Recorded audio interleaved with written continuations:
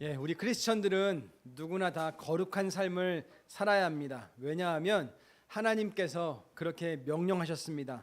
내가 거룩하니 너희도 거룩하여라, 그렇게 말씀하셨습니다. 그래서 우리는 거룩을 추구하고 사모해야 합니다. 그런데 이 거룩이라는 말에 약간의 혼동이 있는 것 같습니다.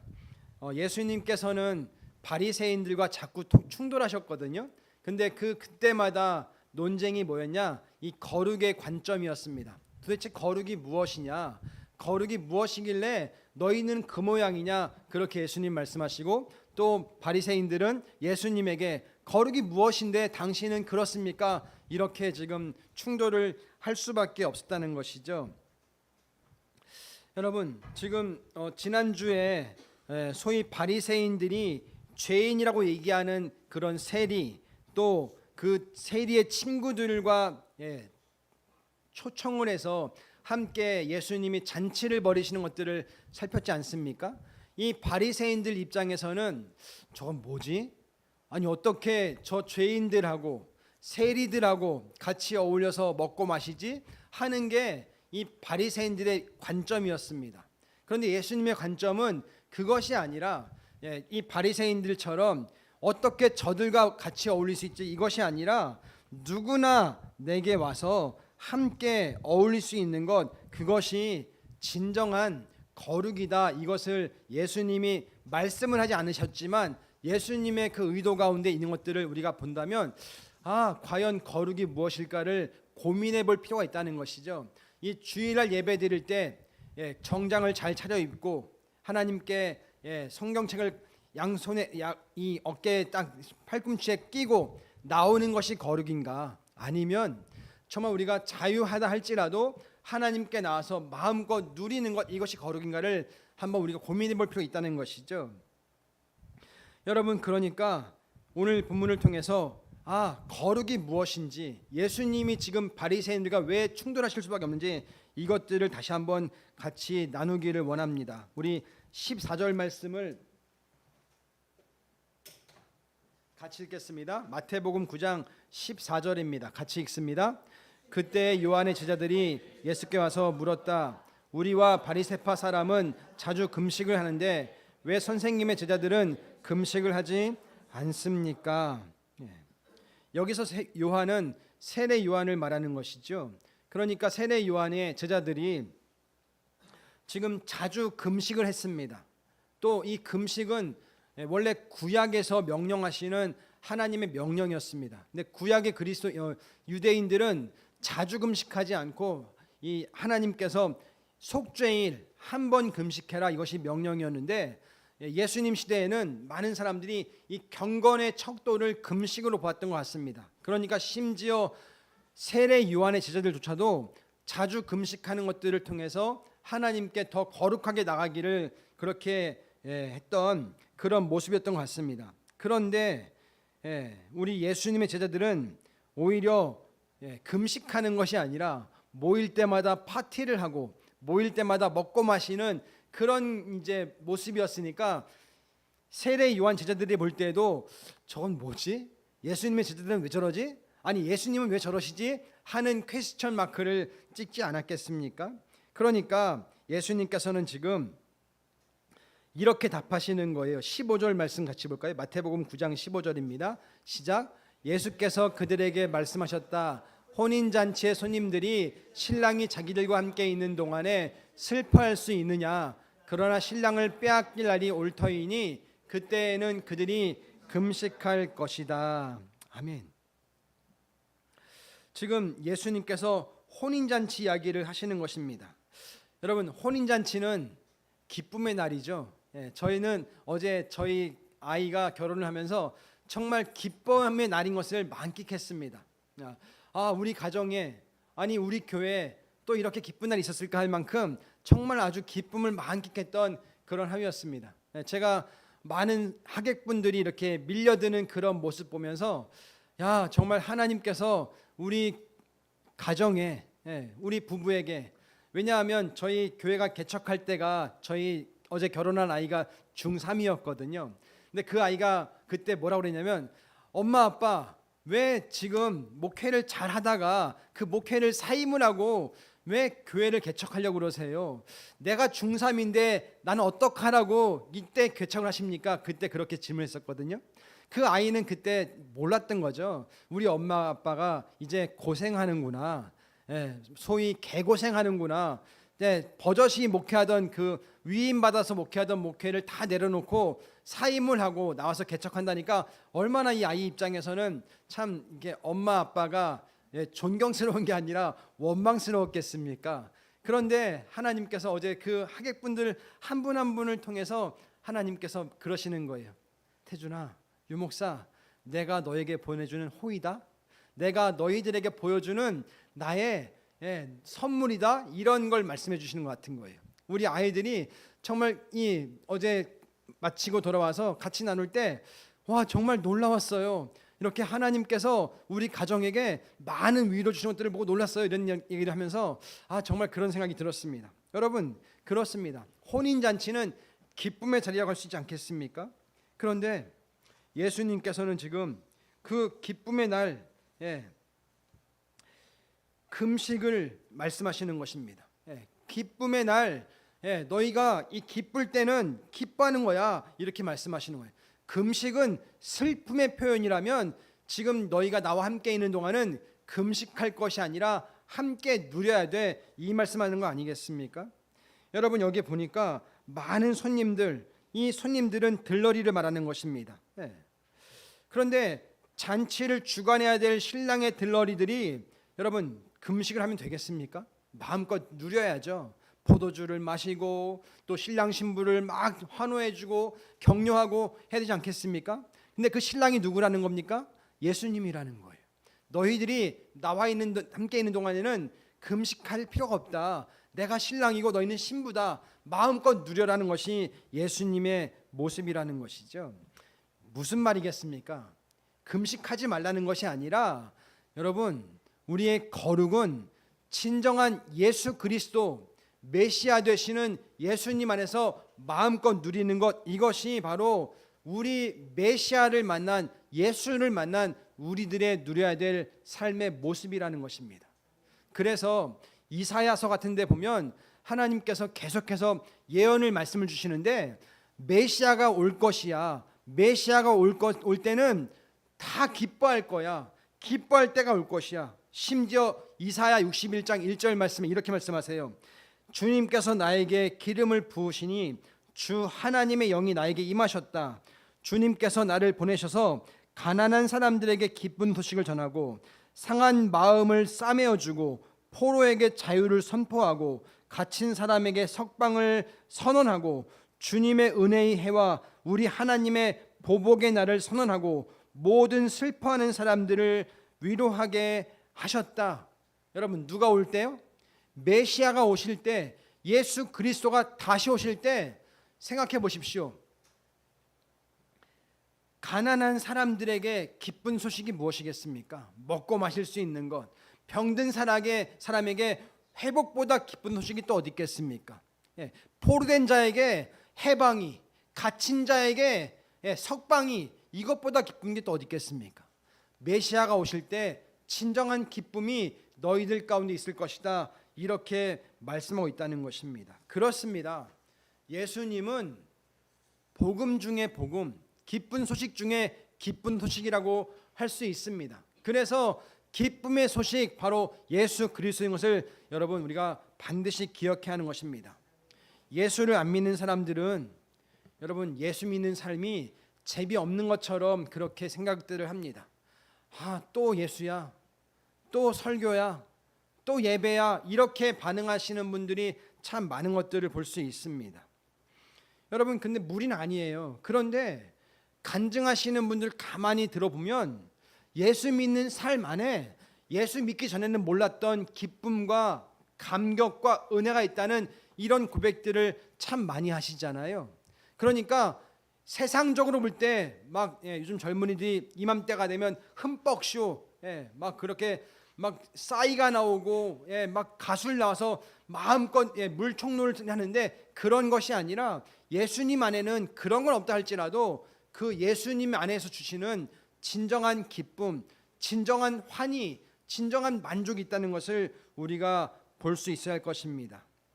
여러분, 그렇기 때문에 예수님을 주님으로 영접한 모신 사람들의 삶의 특징은 한마디로 기쁨을 누리는 삶이라는 것입니다. 오늘 설교 제목이 예수님의 안에서 누리는 삶이 기쁨이라고 제가 잡아봤는데요. 여러분, 그렇습니다. 내 안에 지금 진정한 기쁨이 있는가, 내 안에 진정한 만족이 있는가, 이것들을 점검하는 것이 내가 진정한 예수님을 영접한 사람인지 아닌지를 점검하는 척도라는 것을 꼭 기억할 수 있기를 예수님의 이름으로 축원드립니다. 물론 예수 믿는 사람들이라고 고민이 없고 갈등이 없고 아픔과 그런 실망이 없겠습니까? 다 있습니다. 예수님을 주님으로 모신 사람의 삶에도 항상 주님이 있고 항상 은혜가 있지만, 그럼에도 불구하고 때로는 낙심도 있고 아픔도 있고 절망과 아픔, 고통들이 있는 것이 우리가 피해갈 수 없는 그런 우리의 사실인 것이죠. 그러나 우리 삶의 이 기저에는, 밑바탕에는 기쁨이 깔려 있다는 것이죠. 아, 그래, 내가 예수님 안에 있으니까 나는 만족하지. 내가 예수님 안에 있으니까 나는 기뻐하지. 나는 누릴 수 있지. 이것들을 붙잡는 게 바로 예수 믿는 우리들의 특권이라는 것입니다. 그런데 이런 기쁨을 어떻게 누리는가? 여러분, 갑자기 찾아오는 게 아니라는 거예요. 우리가 요즘 시원한 이 여름에 시원한 냉커피를 한 잔 딱 마시면, 가끔가다 마시면 굉장히 짜릿할 때가 있습니다. 또 탄산을 마시면 굉장히 짜릿합니다. 여러분, 그런 걸 말하는 게 아닙니다. 혹시 카지노 노숙자라는 말 들어보셨어요, 여러분? 우리나라 정선에 가면 강원랜드라는 카지노가 있습니다. 그런데 많은 그 사람들이 이 카지노를 올 때 나는 돈을 다 잃고 가야지, 그런 사람들이 있을까 없을까요? 한 사람도 없어요.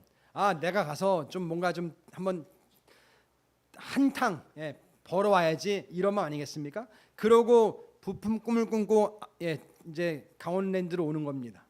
그런데 이제 많은 사람들이 또 몇몇 사람들이 이제 그것에 중독이 되다 보니까 이제 돈을 다 잃고는 집에를 못 간다는 거예요.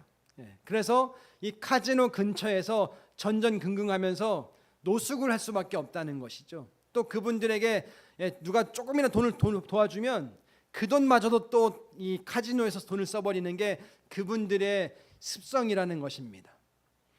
여러분, 도박을 끊지 못하는 거예요. 그런데 도박만 그럴까요?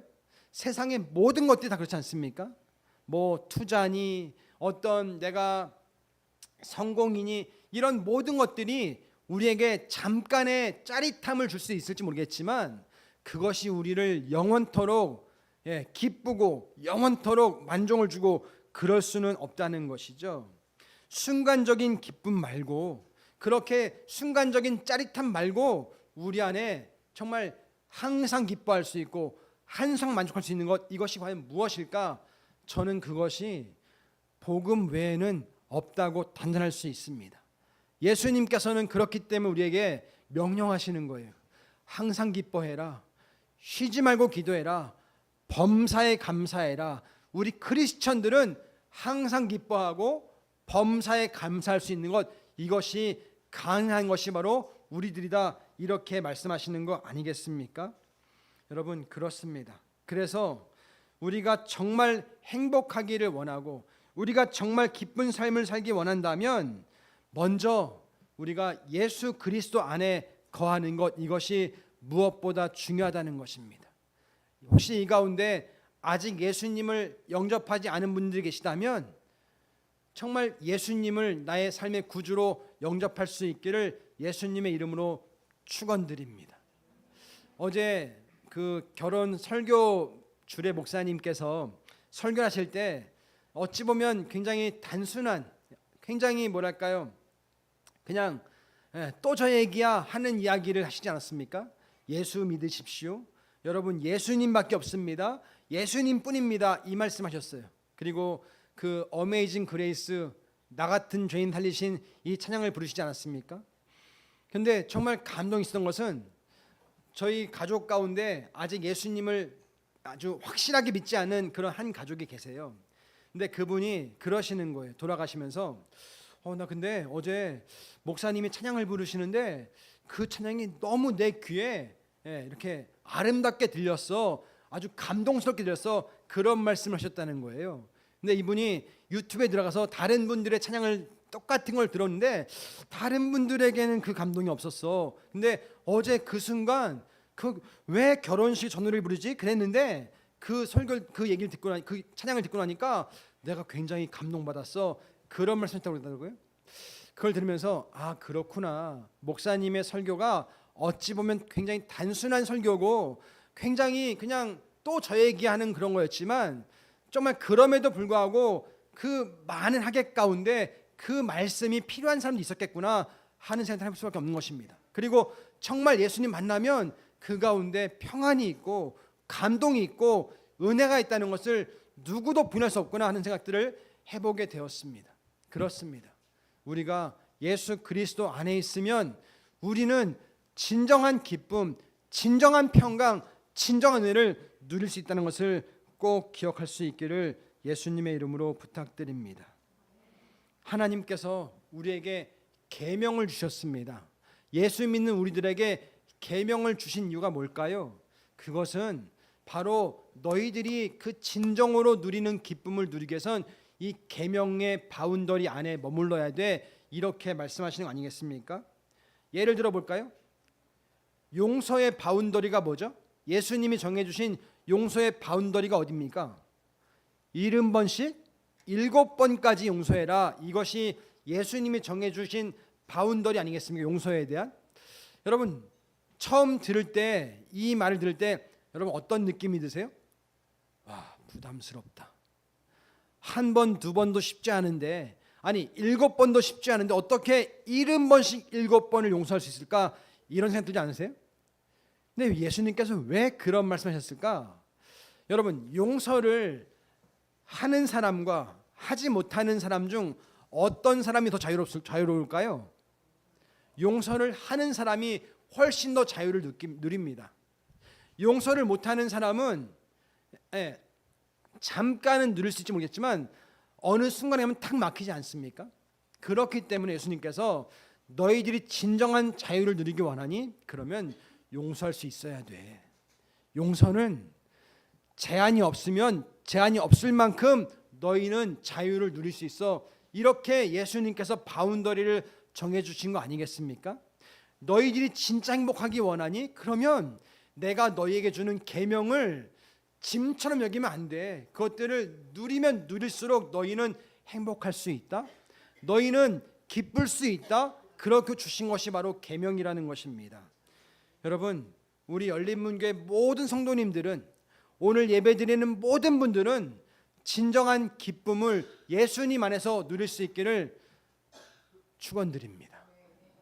그런데 이 기쁨을 누리기 위하면 약간의 훈련이 필요합니다.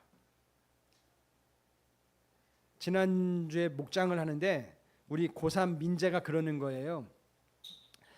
수학 문제를 풀 때 아주 짜릿함이 있다는 거예요. 몇 시간 동안 고민하던 그 문제가 막 그 답을 썼는데 몇백 몇십 몇 답인데 그 답이 딱 맞을 때 그때 만끽하는 그 쾌감이란 이루 말할 수가 없다는 것이죠. 그렇지 않겠습니까? 내가 정말 고민하고 머리를 싸매고 안 풀리던 문제가 딱 풀렸을 때 얼마나 그 쾌감이 대단하겠습니까? 그런데 여러분 수포자는 그 쾌감을 누릴 수 있을까요, 없을까요? 못 누리죠. 수학 시험지만 만들면 뭐가 옵니까? 잠이 오죠. 왜 이렇게 어려운 거야? 왜 이렇게 답답한 거야? 수학 시간만 되면 이 수포자에게는 이 시간이 곤혹 같은 시간 아니겠습니까? 여러분 그 쾌감 맛보기 위해서는 어떻게 해야 되겠습니까? 아이들이 풀어야 돼요. 써야 돼요. 요즘 우리 희연이가 덧셈을 하는데 이 암산을 곧잘 하는 거예요. 두 자리를 보면서 야 우리 희연이가 수학을 잘하는구나. 여러분 이 아이가 근데 그 문제를 풀었을 때 얼마나 짜릿하겠어요. 해냈구나. 내가 맞았구나. 그렇지 않겠습니까? 근데 그것이 한 자리 숫자를 덧셈 뺄셈 못하면 이것이 할 수 있겠습니까? 그걸 해내기 위해서는 한 자리 숫자부터 덧셈 뺄셈을 시간을 들여서 이 연습장을 써가면서 연습해야지만 할 수 있는 것처럼 우리가 예수님 안에 주어진 기쁨을 누리기 위해서는 훈련이 필요하다는 것입니다. 어떤 훈련일까요? 바로 하나님 안에서 주시는 그 기쁨을 누리는 훈련을 우리가 맛볼 수 있어야 한다는 것이죠. 여러분, 하나님은 우리를 훈련하기 원하십니다. 근데 우리를 곤혹스럽게 하려는 훈련이 아니라 우리를 자유케 하려는 훈련인 것입니다. 우리를 더욱더 기쁨을 누리게 하기 위한 하나님의 훈련인 것을 꼭 기억하시기를 바랍니다. 그래서 히브리서에 보면 이런 말씀이 있습니다. 육신의 아버지는 잠시 또한 자기들의 생각대로 우리를 징계하였지만 하나님께서는 우리를 자기의 거룩하심에 참여하게 하시려고 우리에게 유익이 되도록 징계하십니다. 무릇 징계는 어떤 것이든지 그 당시에는 즐거움이 아니라 괴로움으로 여겨지지만 나중에는 이것으로 훈련받은 사람들에게는 정의와 정의의 평화로운 열매를 맺게 될 것입니다. 이렇게 말합니다. 여러분, 징계를 좋아하는 사람은 한 사람도 없습니다. 그렇지만 하나님은 우리를 징계하신다는 거예요. 징계의 목적이 있는데 그것은 우리를 억압하려는 것이 아니라 진정한 기쁨과 진정한 즐거움과 만족을 누리게 하기 위해서 우리를 징계하신다는 것입니다. 여러분, 근데 하나님은 참 때로는 좀 이렇게 되게 집요하세요. 나의 약함을 하나님이 잘 아시거든요. 내 약함을 하나님이 아주 집요하게 우리를 계속 훈련하기 원하세요. 내가 누군가를 사랑이 안 되는 그런 사람이 있지 않습니까? 그러면 그 사랑의 부분을 계속해서 훈련하시는 거예요. 여러분, 그 훈련을 하나님 허락하셨을 때 여러분 잘 통과할 수 있기를 바랍니다. 그래서 훈련을 통해서 하나님, 제가 반드시 통과해서 하나님이 주시는 그 자유, 하나님이 주시는 그 즐거움, 기쁨, 만족을 마음껏 누리겠습니다. 결단할 수 있기를 예수님의 이름으로 축원드립니다. 또 한 가지 말씀드리고 싶은 것은 여러분, 잘 훈련받고 잘 간수하셔야 됩니다. 여러분, 기쁨의 삶, 이 잔잔한 은혜의 삶은 여러분 과정이 필요합니다. 그런데 그 훈련받는 과정 속에서 우리가 잘 내 것으로 이걸 간수하는 게 굉장히 중요하다는 것입니다. 여기 사업하시는 분도 있을 것입니다. 여러분, 사업이 잘 이것들을 쌓아가는 게 이게 참 쉽지 않잖아요. 쉽지 않습니다. 그런데 이것이 무너지는 건 한순간 아니겠습니까?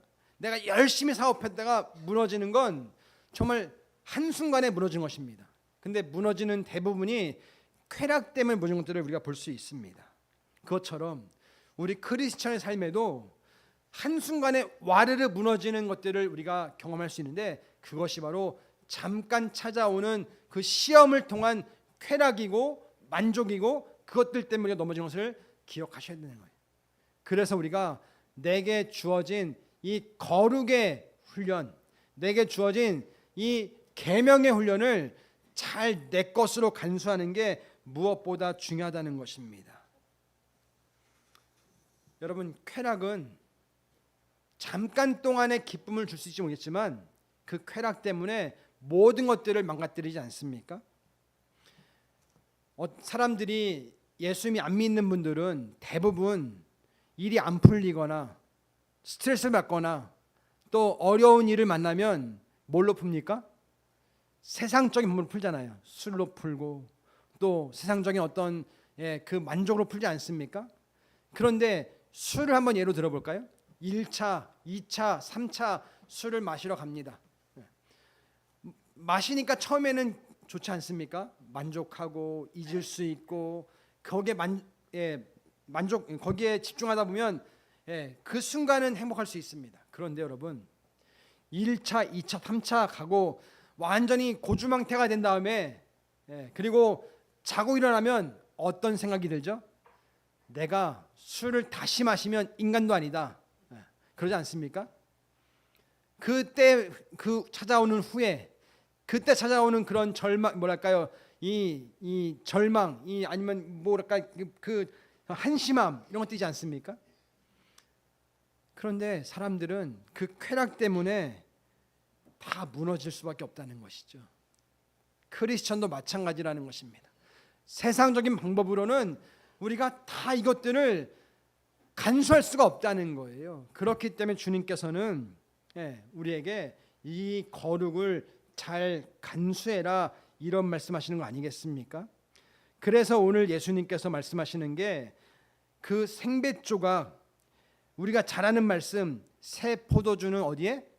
새 부대에 담으라 이 말씀하시는 것입니다. 우리 16절, 17절 말씀을 같이 읽겠습니다. 마태복음 9장 16절, 17절입니다. 시작. 생배 조각을 낡은 옷에다 대고 깁는 사람은 없다.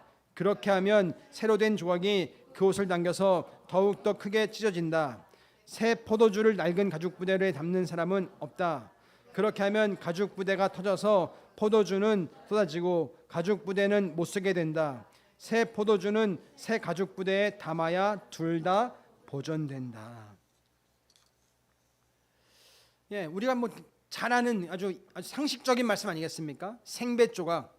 누가 이렇게 옷을 입다가 이게 닳아가지고 헤어지면 아주 새 천으로 기부면 그게 기울 수는 있겠지만 또 몇 번 빨면 이 새 천이 더 쫄아들어서 나중에는 헌 천을 잡아 당기니까 금방 헤어지지 않겠습니까? 가죽 부대도 마찬가지죠. 뭐 지금은 술을 병에 담고 또 어떤 통에 담지만 옛날에는 가죽 부대 담았다고 하지 않습니까? 그러니까 이 술이 익는 과정은 처음에는 포도즙을 넣는다면 이것이 익는 과정 속에서 기압이 높아지고 이게 부피가 팽창하면서 터지지 않겠습니까? 근데 새 가죽 부대에 안 넣으면 포도주가 오히려 망가질 수밖에 없다는 것이죠. 그렇기 때문에 너희들이 이제 기쁨을 누리는 삶을 살게 되었는데 그 기쁨을 누리는 삶은 새 가죽 부대에 담아야만 돼. 예수 그리스도 안에서만 너희가 누려야만 돼. 옛날식의 방식이 아니라 이제는 새 틀에서 삶을 살아야 돼. 이렇게 말하고 있는 것입니다. 그렇다면 여기서 말하는 그 새 가죽 부대, 새 포대 이건 무엇일까? 예수 믿는 삶. 예수 믿은 사람들은 이제 우리에게 주신 그 새로운 삶의 시스템으로 나가야 한다는 것이에요. 예수님을 영접했는데 여전히 나의 삶의 가치관, 삶의 라이프 스타일이 옛날의 그 삶이라면 너희들은 성장할 수 없어. 너희들은 누릴 수 없어. 이제는 그 옛날의 사고방식과 가치관들을 내려놓고 예수 그리스도 안에서 가치관과 새 라이프 스타일로 살아올 때 그때 정말 누릴 수 있는 거야. 이 말씀하고 있는 거 아니겠습니까? 여러분 그렇습니다. 내가 정말 예수님을 내 삶의 주인으로 모셔서 예수님이 주시는 기쁨을 맛보기 원한다면 우리의 가치관을, 우리의 삶의 스타일을 바꿔야만 한다는 것입니다. 어떤 분들은 예수님은 영접했습니다. 예수님은 주님으로 고백했습니다. 그런데 라이프 스타일이 못 바뀌는 거예요. 옛날의 가치관들을 못 내려놓는 거예요. 그러면 여러분 그거야말로 생배 조각과 낡은 이 천 조각을 잇는 것과 다를 게 뭐가 있겠습니까? 새 포도주를 헌 가죽 부대 담는 것과 뭐가 다르겠습니까? 똑같다는 것입니다. 생각해 보십시오. 내가 어제까지 예수님을 영접하지 않았습니다. 이거는 인정하든 부인하든 예수님을 영접하지 않으면 그 사람이 아무리 착하고 그 사람이 아무리 바르고 그 사람이 아무리 윤리적이라 할지라도 하나님의 기준에 의해서는 그는 죄인일 수밖에 없는 것입니다. 그는 사망에 속한 사람일 수밖에 없는 거 아니겠습니까? 그런데 어제 똑같았던 사람이었는데 내가 오늘 어제 그 찬양을 부르던 목사님의 그 간증처럼 나 같은 죄인 살리신 그 저자, 그 사람이 똑같은 그런 사람이었는데 예수님을 영접한 다음에도 내가 똑같이 노예들을 팔아먹는 상인 짓을 하고 있다면 여러분, 그게 뭐가 달라진 것이겠습니까? 와, 내가 달라졌구나. 내가 진짜 예수님 영접하고 보니까 이제는 그런 삶을 살면 안 되겠구나. 그러니까 나 같은 죄인 살리신 주 내가 놀라워. 내가 주님을 찬양하지 않을 수가 없다는 고백을 할 수밖에 없는 거 아니겠습니까? 여러분, 이것이 바로 라이프 스타일을 바꾸는 것입니다. 이것이 바로 하나님 안에서 우리의 삶의 스타일을 바꾸는 것입니다. 그래서 오늘 예수님께서 말씀하시는 게 그 라이프 스타일을 바꾸는 것이 무엇이냐? 말씀하시는 것이 바로 18절부터 26절까지 나오는 이 회복의 사건을 지금 다루고 있는 것입니다. 우리 한번 18절 말씀과 18절부터 22절까지 말씀을 같이 보겠습니다. 마태복음 9장 18절부터 22절, 좀 긴데요. 같이 읽습니다. 시작. 예수께서 이 말씀하실 때 지도자 한 사람이 와서 예수께 무릎을 꿇고 말하였다. 내 딸이 방금 죽었습니다. 그러나 오셔서 그 아이에게 손을 얹어 주십시오. 그러면 살아날 것입니다. 예수께서 일어나서 그를 따라가셨고 제자들도 뒤따라갔다. 그런데 12해 동안 혈루증을 앓는 여자가 뒤에서 예수께로 다가와서 예수의 옷슬에 손을 대었다. 그 여자는 속옷으로 말하기를 내가 그의 옷에 손을 대기만 하여도 나을 텐데 했던 것이다. 예수께서 돌아서서 그 여자를 보시고 말씀하셨다. 기운을 내어라 딸아, 내 믿음이 너를 구원하였다. 바로 그때 그 여자가 나았다. 아멘. 지금 어떤 회당장의 그런 딸이 앓다가 죽는 사건이 있었습니다. 이 회당장이라는 건 여러분 그 디아스포라라는 말 들어보셨죠? 유대인들이 이제 다 흩어졌잖아요. 그렇기 때문에 그 유대인들은 가는 곳마다 지금으로 말하면 교회를 세웠습니다. 회당을 세웠습니다. 그래서 이 회당에서 유대인들이 성경, 이 율법 교육을 하고 그렇게 랍비들이 가르치는 곳이 바로 회당이었습니다. 그래서 그 회당의 최고 수장, 회당장이니까 아마 고지가 아니겠습니까? 그런 사람의 딸이 지금 병을 앓다가 죽었던 사건이 일어난 것입니다. 그런데 지금 예수님께서 그 회당장의 딸을 이제 고치러 살리러 가는 중에 또 한 명의 여인이 지금 회복되는 사건을 지금 기록하고 있는 것입니다. 혈루증, 한마디로 말하면 그러니까 피를 계속 흘리는 그런 병인 것 같습니다. 얼마나 고통스럽겠습니까? 얼마나 이 사람에겐 절망이겠습니까? 근데 이 사람이 지금 예수님이 지나가는 소리를 듣고 예수님께 지나가면서 가만히 손을 댄 것입니다. 그도 그럴 것이 이 혈루증이라는 건 부정한 것이었습니다. 유대인들에게는. 그러니까 누구든지 혈루증이 있으면 감히 유대인들의 만지면 안 되고 가까이 할 수 없는 것이죠. 그러니까 이 여자가 이 양심 때문에 가만히 그냥 예수님을 손을 댄 것입니다.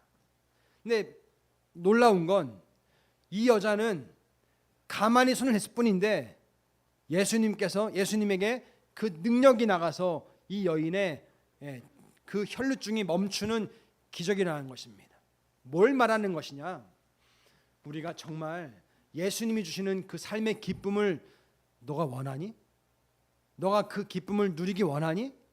그러려면 그 가치관들을 내려놔야 돼. 옛날의 라이프 스타일을 내려놔야 돼. 이제는 너가 새 가죽 부대로 새 나의 라이프 스타일로 나와야 돼. 그런데 그 기쁨을 누리는 비결은 다른 것이 아니라 믿음이라는 통로를 통해서만 나오는 것이야. 너희가 예배 나오는 것 정말 귀하고 정말 아름다워. 너희가 하나님께 말씀을 훈련받고 또 하나님 앞에서 경건 훈련하는 건 참 귀해. 그런데 다른 무엇보다 정말 하나님이 주시는 기쁨, 하나님 주시는 만족을 맛보기 위해서는 믿음이라는 통로밖에 없어. 이것을 말씀하시는 거 아니겠습니까? 여러분, 2000년 전에 그 혈루병, 하혈을 멈추지 못하게 하는 그 병을 회복시키신 주님은 지금도 살아계십니다. 지금도 우리의 약함과 아픔을 회복하기 원하시는 살아계신 주님이십니다. 성경에는 예수님께서 또 바울이나 베드로가 죽은 사람들을 살리는 그런 기적들이 나옵니다. 그리고 지금도 곳곳에서 죽었다가 살아났다는 그런 보고들을 우리는 받고 있습니다. 여러분, 저는 이것이 그냥 어떤 잠깐의 현상이 아니라 지금도 예수 그리스도를 믿는 믿음 안에는 이런 기적과 능력이 있다는 것을 저는 붙잡기 원합니다. 그래서 하나님께서는 너희가 진짜 내가 주는 기쁨과 만족을 누리기 원하니?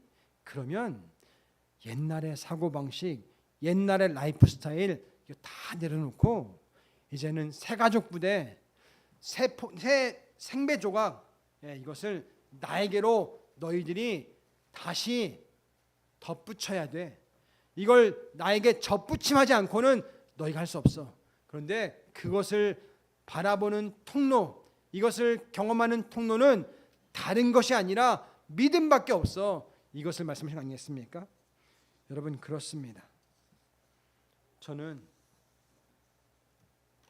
오늘날 21세기 현대시대에도 하나님의 능력과 역사는 여전히 믿는 우리들을 통해서, 믿는 그리스도인들을 통해서, 하나님의 교회를 통해서 나타나기 원한다고 믿습니다. 그렇다면 우리는 선택해야 됩니다.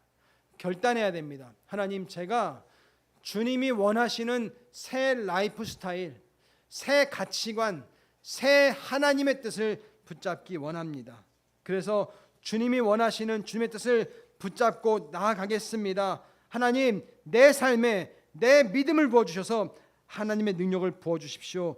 이렇게 기대하고 나갈 수 있는 은혜가 있었으면 좋겠습니다.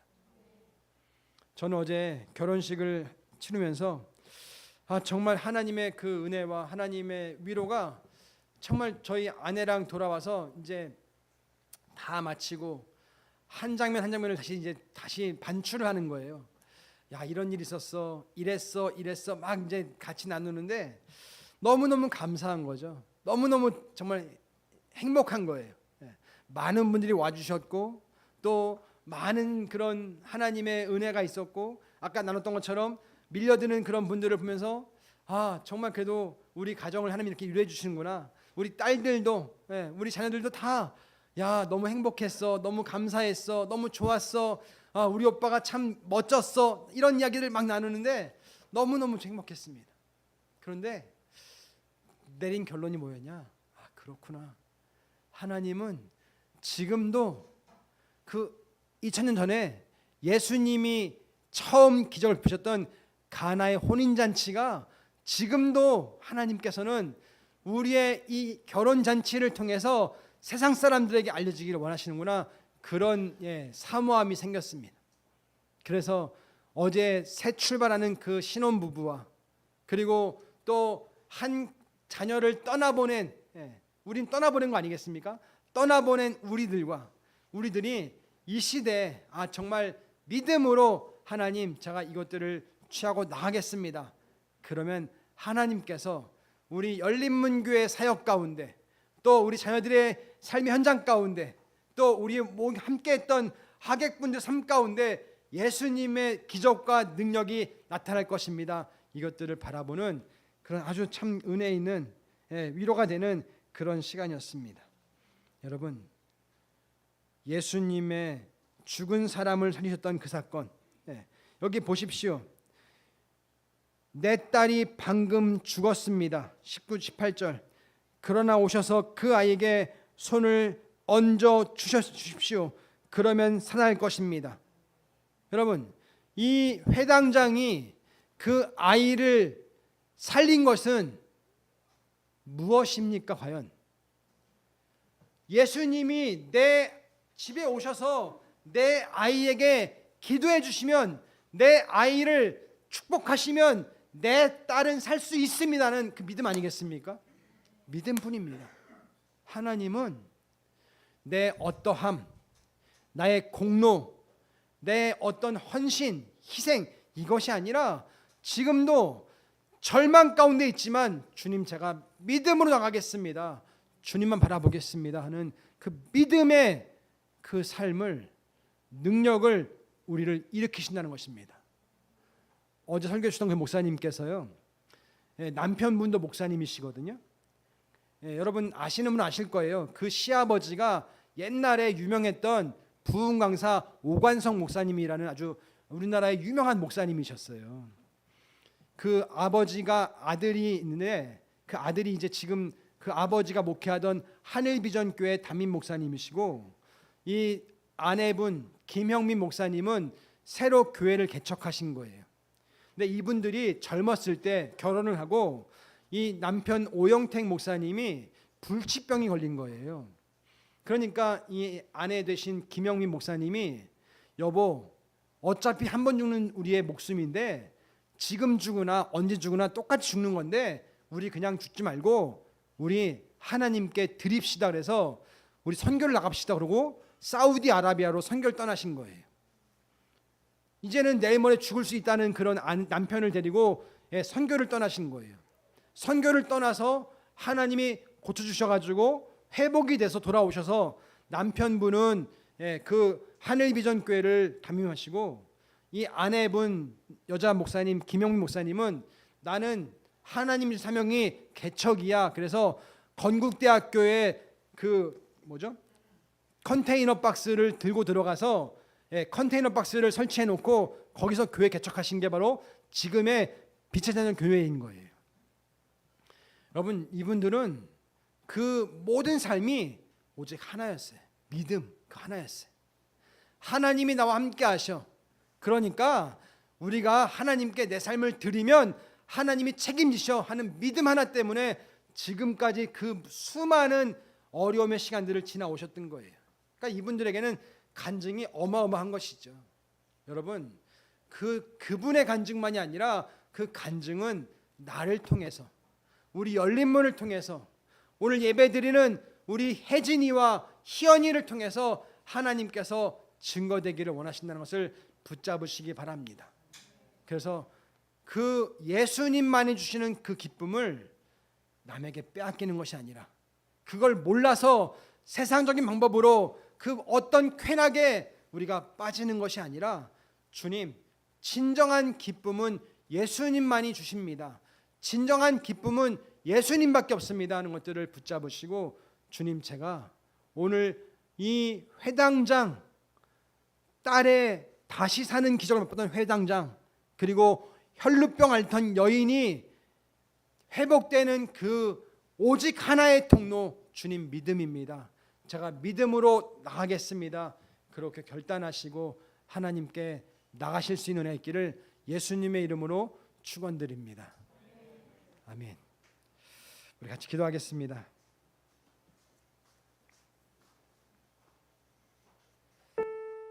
예수님께서는 우리 모두가 예수님 안에서 주시는 진정한 평안, 진정한 희락, 진정한 만족을 누리기 원하십니다.